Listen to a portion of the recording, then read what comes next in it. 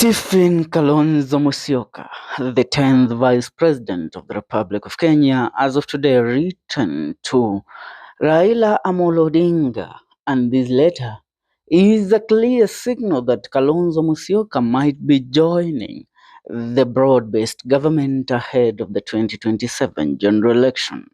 As we all know, it has been termed that there is no other candidate that is viable to uh, seek the presidential seat in the year 2027 against one president, William Ruto, other than Kalonzo Musyoka in the year 2027. But Kalonzo, many have considered him a weak candidate, a man that cannot stand the ground to oppose President William Ruto and confront President William Ruto, as many other politicians like Rigathi Gachagua have done. Now, as we all know, the MOU that was signed between Raila Amolo Odinga and President William Ruto, mostly it highlighted the implementation of the NADCO report, which which entailed some different aspects, and one of them was the IEBC, which is currently being reconstituted, as interviews were conducted this week from Monday till yesterday, which was on Friday, on the IEBC chairman and the commissioners of the IEBC that will take up that role. Now, Kalonzo has decided to write a letter to Raila Amolo Odinga in regards to the said the said implementation of the NADCO report in terms of IEBC. And I want to read this letter to you and elaborate it to you on what signal Kalonzo Musyoka is sending to Raila Amolo Odinga.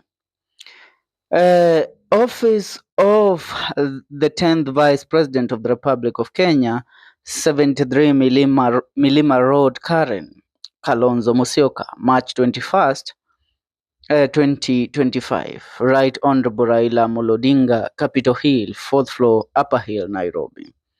And it says, "Greetings. I write to you on a matter of national importance and urgency.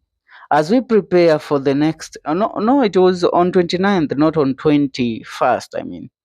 As we prepare for the next elections, it is imperative that we in utmost good faith draw lessons from our history and previous commitments to invest in actions and processes that will guarantee free, fair, verifiable, and credible elections.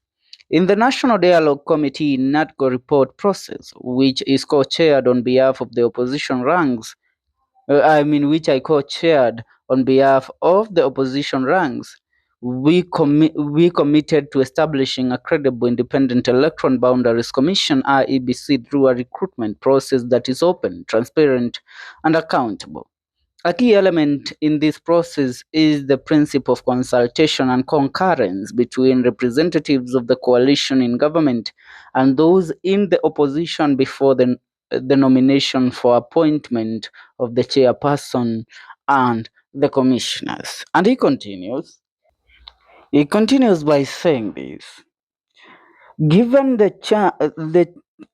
changed political landscape where the United Democratic Alliance (UDA) and the Orange Democratic Movement (ODM) have formed a government and entered into informal relations, including through a memorandum of understanding (MOU) signed in public at the Kenyatta International Convention Center on March 7, 2025, it is important to clarify who will participate in this critical process of consultation and concurrence. I firmly believe the UDA and ODM, now aligned on one side, should engage in discussions with those of us in the opposition to ensure a balanced and inclusive process.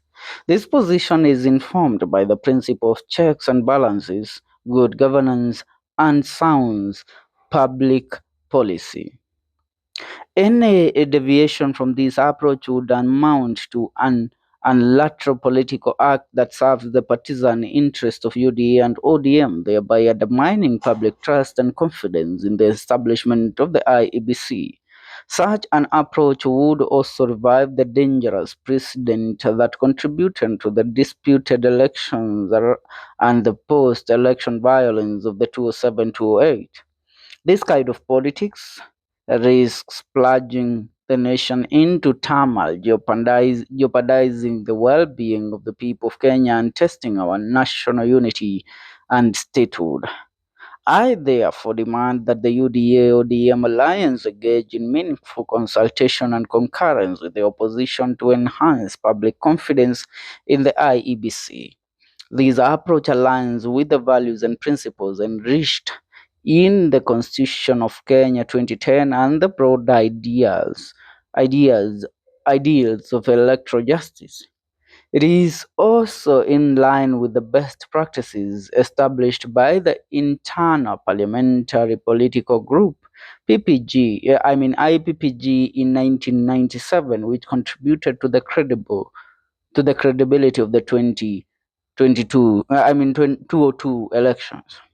My brother, I also wish to remind you of the importance you rightly placed on the principle of consultation during the implementation of the Kofi Annan brokered peace agreement in 2008.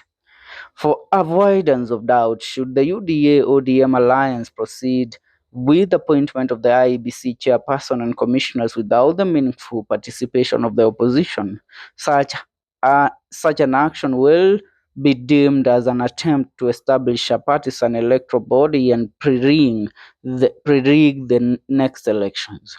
We remain committed to vigorously opposing any attempt to interfere with or undermine the sovereignty will of the Kenyan people. In the best interest of the country and in the spirit of good faith and national conscience, I trust that you will do what is right and necessary for the nation. Yours truly, His Excellency Dr. Stephen Kalonzo Musyoka, EGHSC, CC, His Excellency William Samoei Ruto. State House, Nairobi, State House Road, PO Box 4530 00100, Nairobi, Kenya. Now, that is a letter of Kalonzo Musyoka.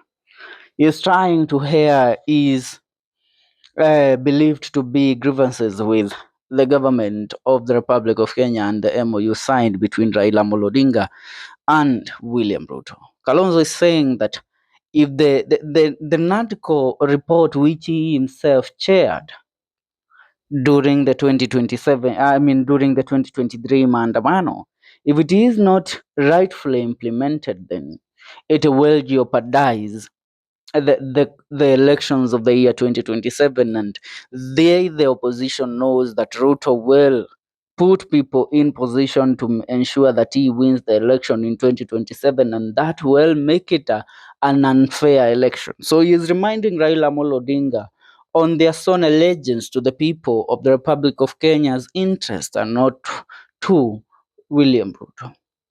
But sometimes when you look at how Kalonzo Musyoka relays his message, tells you a lot. If there is a man that doesn't like burning bridges because he might cross back using the same bridge to where he was, it's Kalonzo Musyoka. You can see even in this letter, he addresses this matter as a formal man. I mean, as a man that has brains and has some sense in him. But William Ruto and Raila Amolo Odinga don't need sense right now. They need hooliganism. And hooliganism is what they have been using to rule this republic for the last few years. So if Kalonzo continues meddling on this matter with a very, very sincere heart, then it will be him that will suffer, not these people. These people don't care. These people can't be, they don't mind anything that may happen to the people of the Republic of Kenya. All they want is for them to continue being in power. It's for them to continue holding the tools of power and controlling the Republic. So if Kalonzo Musyoka thinks that he can control them, then he is wrong. And I tell you, hii kuongea mzuri ya Kalonzo na maneno mzuri is a clear indication that Kalonzo soon will be might be joining the government. For now, that's what's up. Tell me what you think about this Kalonzo's letter to Raila Odinga. See you in our next video. This is the Kenyan Daily Report. Subscribe.